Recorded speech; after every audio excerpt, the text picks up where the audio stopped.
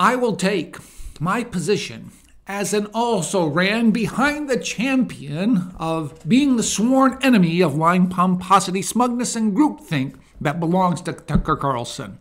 I'm Mel McGinnis. This is the Sophie Scholl Monologue. And speaking of Tucker Carlson, you need to go to his show, of course, no longer on Fox, his own show where he interviews Clay Higgins. Clay Higgins, congressman from Louisiana. Clay Higgins, I would rank him in the top 20%. In other words, there are good congressmen in Washington, D.C.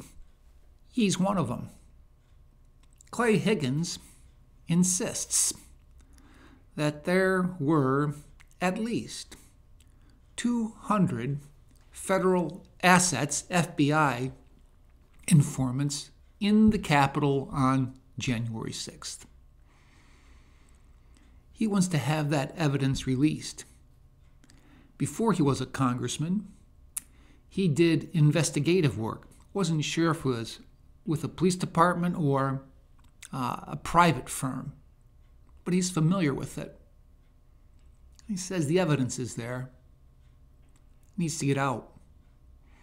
In fact, even in a hearing, he pressed FBI Director Wray regarding the 200 federal assets on the site of the Capitol when January 6th escalated like it did. And FBI Director Wray just danced around the question. You could tell he was squirming. You could tell Congressman Higgins, not Brian Higgins out of Buffalo, but Clay Higgins from Louisiana, did his homework. Keep an eye on that. Today, I want to share something about Harvard. She made the problem visible, said a commentator regarding Dr. Claudine Gray before she resigned from Harvard as president. She's no longer the president, but the problem lingers. Cultural Marxism and DEI cloaks for anti-Semitism still abound.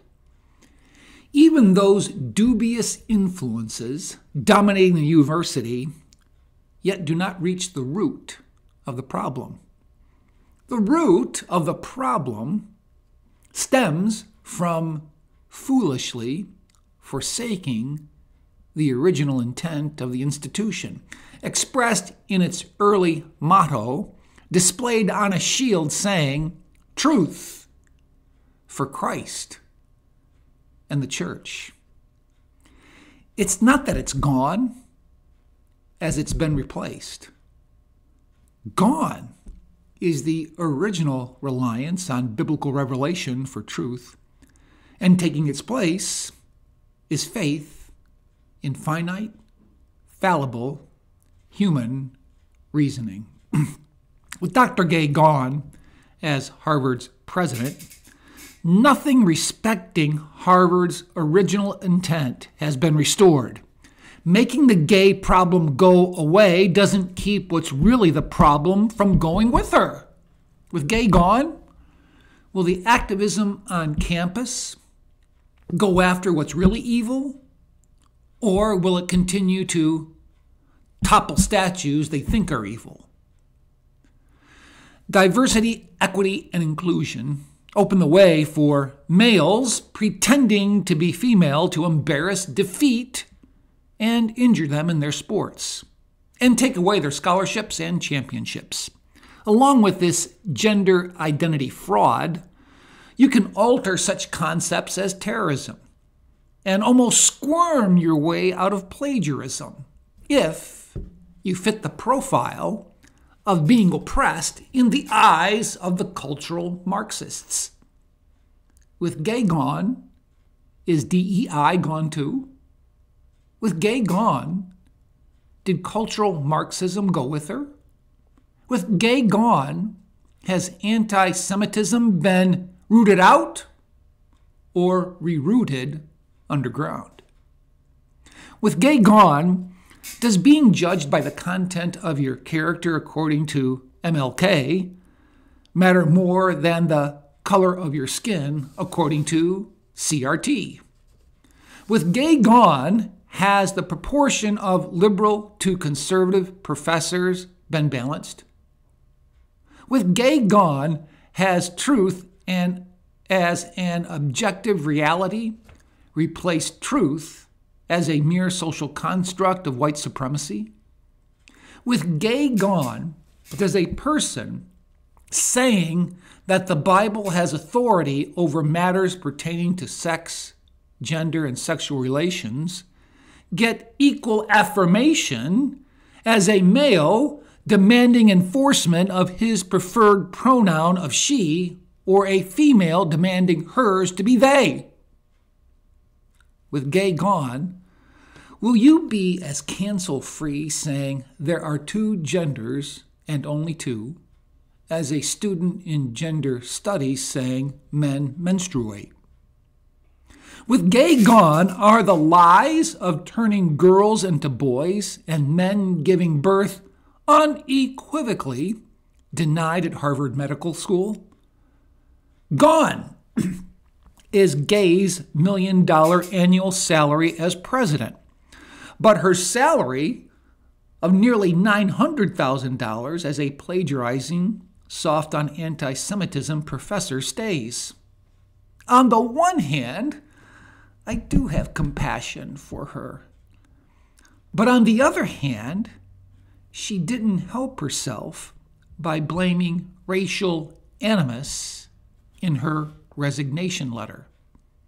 As she went, Gay stated, "This was merely a single skirmish in a broader war to unravel public faith in pillars of American society." That unraveled faith started long before she was gone as president, as she fallaciously followed in the footsteps of those ranking man's reason above God's revelation.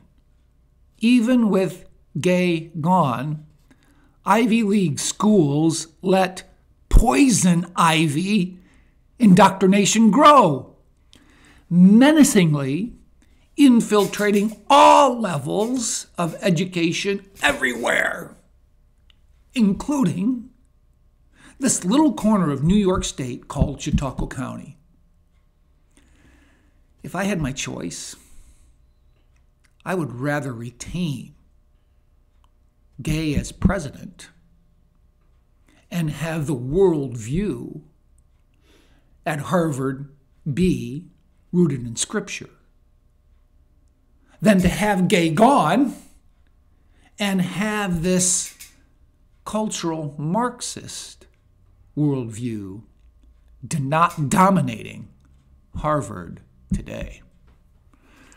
Well, unlike Tony Kornheiser, I cannot promise you I'll do better the next time, and unlike Tony, I will wave the flag of sackcloth. May we be humble.